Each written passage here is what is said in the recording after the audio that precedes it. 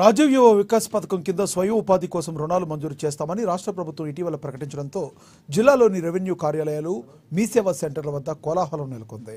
దరఖాస్తుదారుల తాకిడి పెరగడంతో జన సందోహం కనిపిస్తుంది.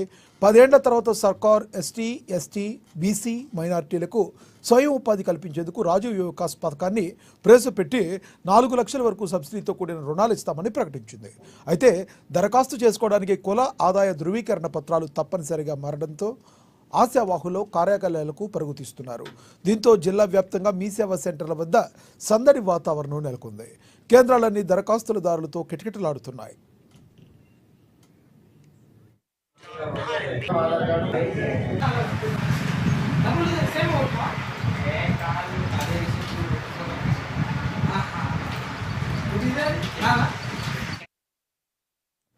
ఆదిలాబాద్ జిల్లా కేంద్రంలోని ఆర్కే కాలనీలోని మక్కా మసీదులో